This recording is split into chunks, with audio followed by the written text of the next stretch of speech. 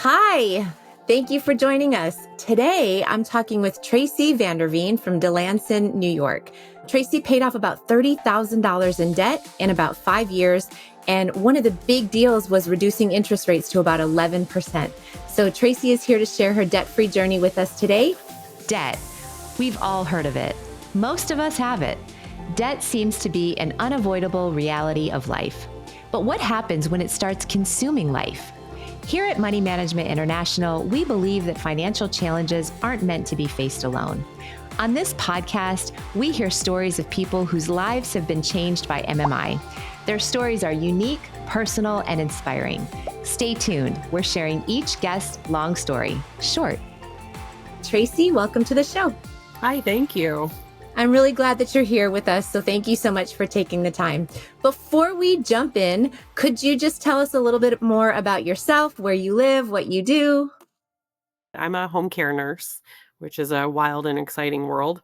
So I live in upstate New York. I am recently married a couple of years ago and inherited a son. I have 2 daughters of my own, and I have 2 golden retrievers who we were just discussing. We hope we don't see them zooming past us in the background. We just built a house. That's another exciting thing that the debt management program actually allowed me to pay off debt and save enough money so that we built a home. So that was finished in June. Just a lot of exciting things in my life right now. That is very exciting. Thank you for sharing that. I was hoping that you could take us through what brought you to MMI, what was going on at the time, and how you found us. The long and short of it, and I think a lot of us have a story like this, is I was a single parent for about 20 years. And during that time after my divorce, I initially accumulated debt because of the divorce, which I think anyone does regardless of their circumstances. Lost my home to foreclosure. And in the midst, I met a partner and ended up in a very severe domestic violence situation, which lasted about 7 years and took me about 3 years to get out permanently and away. And during that time, the legal fees that I incurred to get away from my abuser were extensive and forced me into taking a personal loan at a very high interest rate because I had poor credit to begin with. So financial abuse is something no one ever talks about, let alone debt management. So I've had quite the journey. That journey alone was a decade of my life. So really from the age of 30 to 40. And then after resolving that issue and getting free from that and healing from trauma, et cetera, I started to rebuild. And so really my story is a ground zero rebuild. So lost my home, lost my children for a time. It was pretty traumatic and devastating. However, what came out of it was clearly a good life. So 10 years later, I'm in a completely different situation. Where MMI comes in is I was sitting in front of one of my fellow nurses in the office, and she was on the phone. She said, I'm going to be on this call for like a half an hour, so I have to talk to a counselor. And I thought it was like a mental health counselor or whatever. And she got off and I said, is everything okay? And she said, yeah, I was talking to Money Management International and I was talking to a counselor because I'm in a lot of debt. And she goes, I don't talk about it, but it is affecting my marriage. It's affecting my life, from one end to the other. So we got talking and she was really excited. In the weeks after that, she got her payment plan. She kind of showed me her breakdown, which she was very transparent with me and very open, which helped me. And I said, you know what, I'm just going to give them a call. So I did research the company online. I called and spoke to a counselor about an hour. And it was pretty straightforward. I mean, we looked at what I had.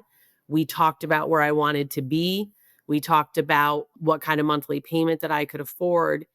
And the relief that came from having one payment and knowing that all the rest of it was taken care of, meaning that I made one payment and MMI then distributed that money and allocated it, however they saw fit. I couldn't tell you. I want to say it was pretty even, except they hit the one with the highest interest rate the hardest first.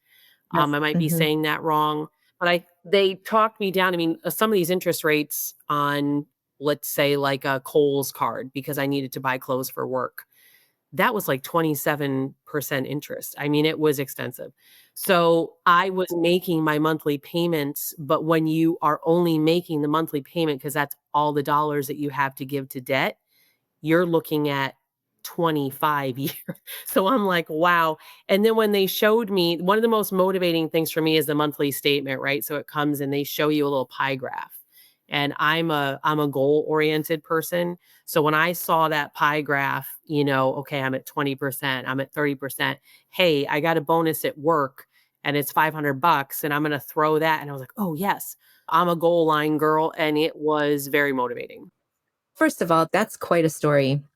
And thank you for sharing it. That's a pretty personal journey. And I think it's important that you shared it. And you said something about financial abuse, and you said it's not something that people typically talk about it. And I think you're right. And so tell us briefly what you mean by financial abuse. In my healing journey, once you become aware of abuse, you see it kind of everywhere.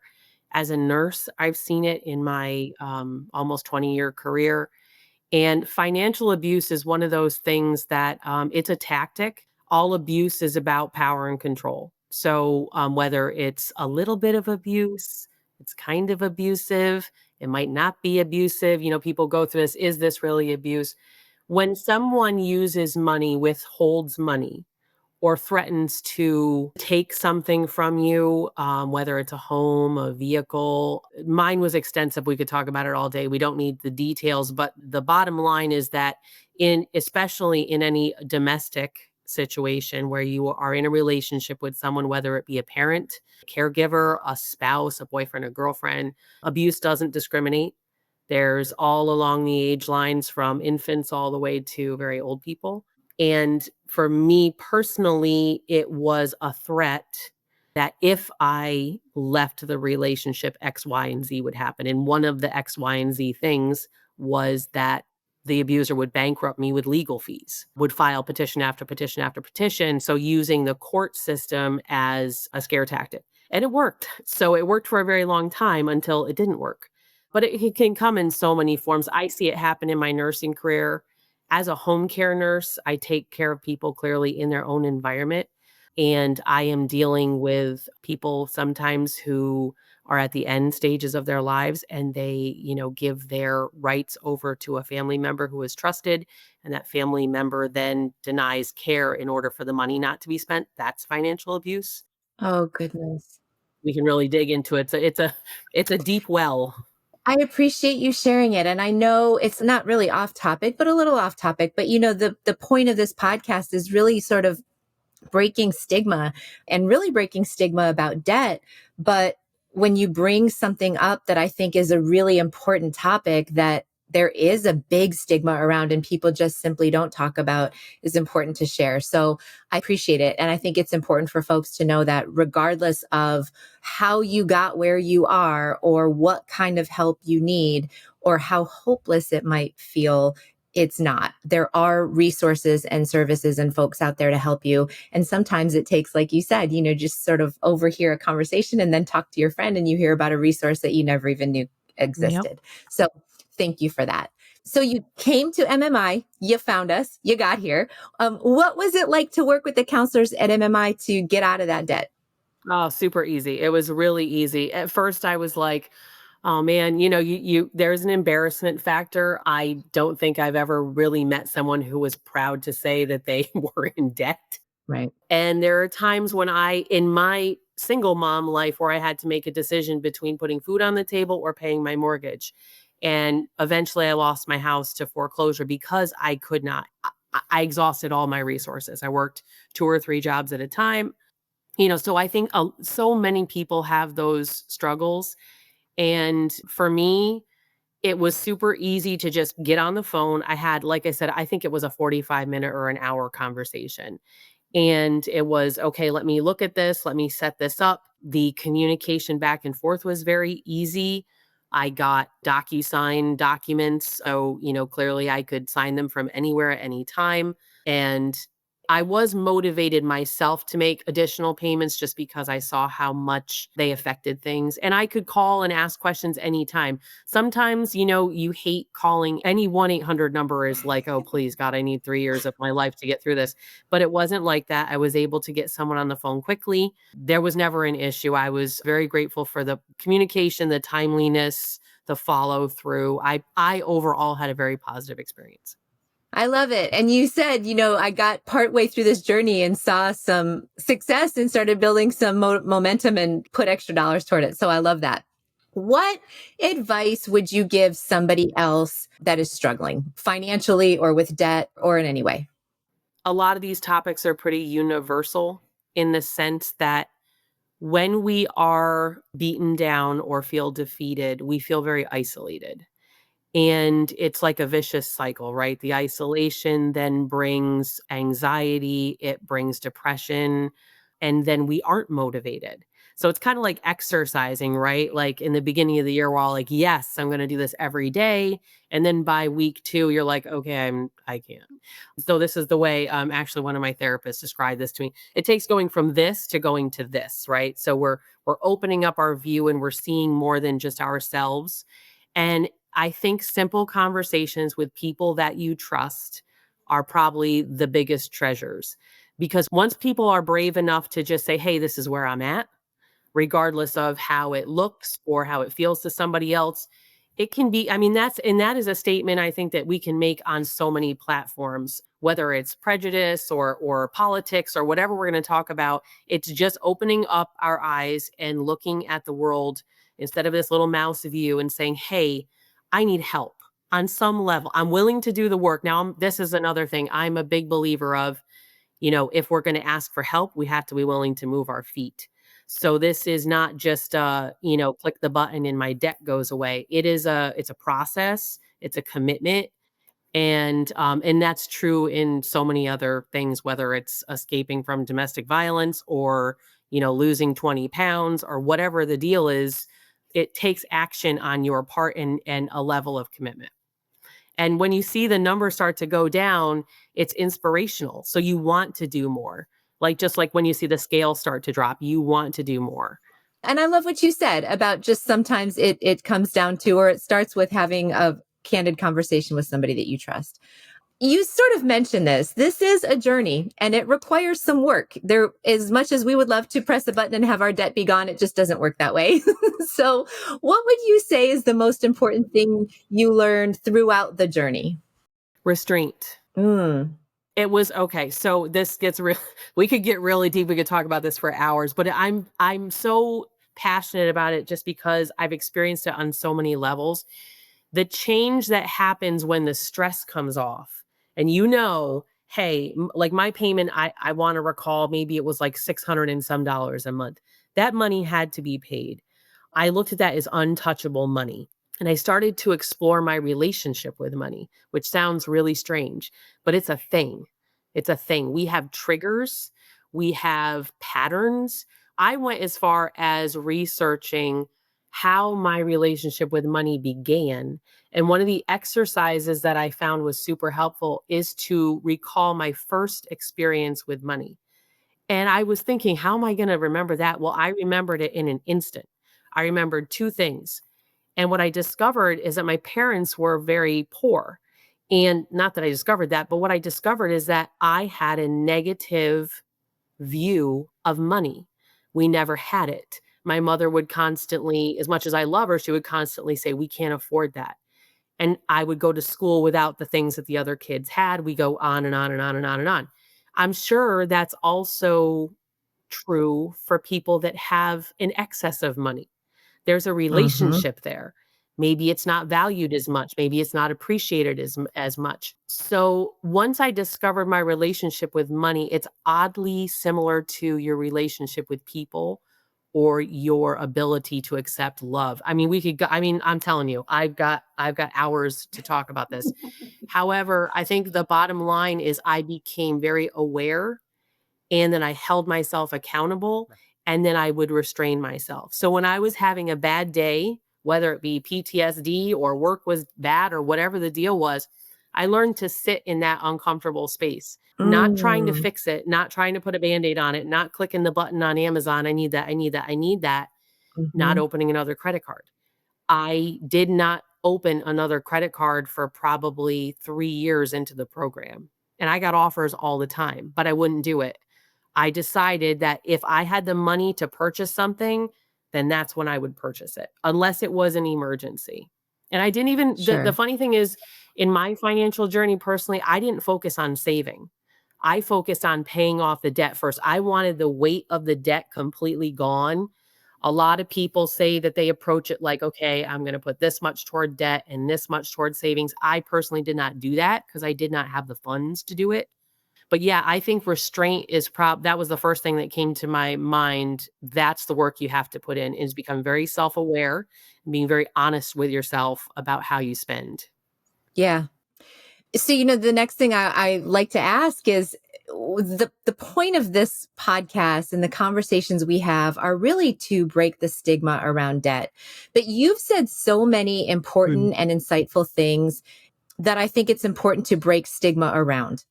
And so, how do you think folks can do that? Just sort of work to break the stigma around debt and financial abuse and your relationship with money and talking about money. How can they do that?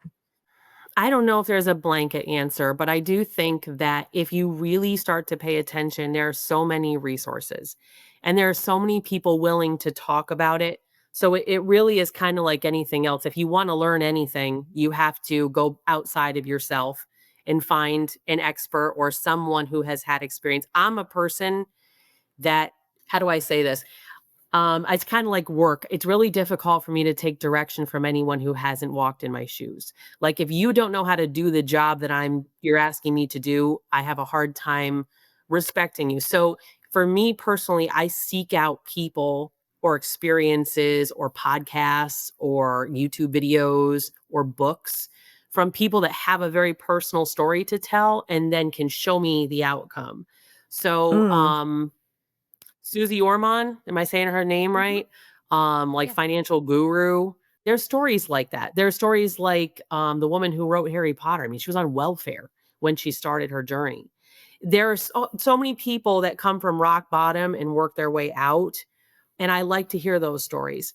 Now, there are stories of people who just opened credit card after credit card after credit card. And, they are really in a place because they couldn't control their spending. And why couldn't they control their spending? And used to go down the rabbit hole. But I think the simplest way to say it is just talking about it, and then in devoting some time to researching it, whatever's personal to you. Mm. And really, I have a little bit more insight just because of the years of trauma therapy and what I started to discover. All these things are interconnected, right? Right? How did I Mhm. allow myself to get into such debt?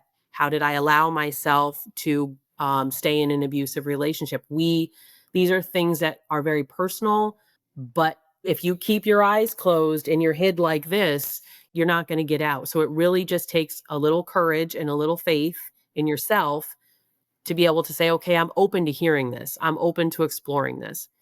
And the key is awareness. Once we become aware, real people say, oh, it's going to be such hard work. It's going to be so much work. I can't do it. I can't do it. And what I've learned is that as soon as you become aware, whether it's overeating too many M&Ms or driving too fast or shopping too much or whatever it is, once you become aware of it, everything else falls into place. Yep. I think that was perfectly said. Tracy, you have had quite a journey, and this conversation has been so good and so important. And I want to ask you, $30,000 down is incredible. And all the other stuff you overcame in the process is incredible. So I've listened to your story it's really a story, I feel like, of hope and perseverance, and I love it. What does being debt free mean for you? Well, well, that's a funny question because I'm not debt free anymore. But here's the really cool thing, right? So I became debt free other than my car payment. And my husband and I, when we came together, he was 2 years out of a divorce and he's 10 years younger than I am. and he had a $80,000 truck. He overspent on that. And when he finally started to see me, when I opened up about my finances and said, "Hey, I'm at the tail end of paying off a lot of debt." And then he said, "Well, how did you do that?" And I had no idea he had debt. So I discovered after talking with my husband, and he became very open with me because he wasn't. He was, I think, very embarrassed about it. He makes very good money. He's a union steam fitter. I mean, it's just that he mismanaged his money, just as I had, but just because of different reasons. And anyway, when he became open with me, I said, I literally said, and I put the whole dining room table at my apartment, I said, all out on the table. And we looked at it and I was like, "Okay." He goes, "I'm never going to get out of this. So how are we going to come together?" And I said, "Don't worry about it." So I gave him the number. I said, "Make some time after work tomorrow and call MMI and just start a conversation." And after 45 minutes or an hour, he came out with a big smile and he said, "Oh my gosh, like we have a plan. I can totally do this." And at the time, he was paying $1,000 a month for his truck. And I Oh was like, boy. "What?" First of all, we're getting rid of the truck. Opening up some dollars here because, that's really it's not even what you need for your job. So let's talk about that. So as he became more comfortable and not embarrassed, he was able to then say, "Hey, I don't have to prove myself with an $80,000 truck. I can go with a $30,000 truck." So all these conversations started to happen. He started his debt repayment plan. And then the funny thing is because he's in the union and he talks all day with his buddies, like 5 other people called MMI. 5 other people. I mean, if there was a referral program, I probably would be out of debt now. So, it was exciting and everybody got jacked up and they all started to feel a bit better. All of their credit card debt was consolidated into one payment. And Ben is about 25% paid off. And the only reason he's not more is because we went, $350,000 in debt to build our house. But here's the best part, which you didn't even ask this question, but I'll tell you anyway. So I was so inspired. I went on Etsy and I bought a spreadsheet for $6. I hate spreadsheets. I want nothing to do with spreadsheets, but I took half a day. I inputted all of our information. There's an amazing spreadsheet. And this is stuff I learned because I was in the debt management program. I put everything in, interest rates that we owed. And I am happy to say that if we use a snowball debt repayment, I don't know what we would call that, strategy. There's a couple different strategies. We will be debt free by 2033. It's like a commercial. So that's our new thing, debt free by 2033. So I went back into debt, but happily into debt to create the life that I wanted. So Sure. now when I do go into debt, it's because it's something that I truly want or need, and I have a plan to repay it. So there's no more blind spending. So I'm all about spreadsheets now. I'm all about being very aware of my money. I have a really good relationship with money now. And I can honestly say that if I hadn't overheard my friend Anita talking behind me at work, I probably would not be where I am. I love it so much. And I feel like there are going to be a lot of people out there that say, if I hadn't heard Tracy talking about what she went through and how she got out the other side, then I wouldn't be here too. So I think you are doing an excellent job of sort of spreading the word and breaking the stigma and paying it forward in a way. So I appreciate it so much. Anything else that you'd like to share with us? I want people to understand, if anybody, even if only one person hears this, it's just the same way I talk about domestic violence. If my story in some way can help one person, then I feel good about it. Luckily, I have the gift of gab and I tell everybody, and it has inspired numerous other, I would say probably 7 or 8 people that I know of or through me have now joined the program and then become more financially responsible, which is good. That is wonderful. Thank you so much. You do have the gift of gab. I loved talking to you today. Good, good. Thank you so very much. I'm a singer by trade, so I'm used to performing. I'd have no problem talking to people. Wow. Yes, yep. So another piece of the journey, but I think we've all got something to bring to the table. And I just think that even when things feel very overwhelming and times right now are especially tough, There is a way out, but it really does take awareness and accountability and the willingness to move your feet. Other than that, you're good to go. You can do it, you know? You can do it. Thank you, Yep. Tracy. You're welcome. This guest is a real MMI client whose success is the result of hard work and dedication. While MMI cannot guarantee results, taking early action can increase available options and improve long-term outcomes. Thanks for listening to this episode of Long Story Short, brought to you by Money Management International. To learn more about our work and how we're helping people in all walks of life repay debt, balance their budget, and find lasting financial peace of mind, visit moneymanagement.org.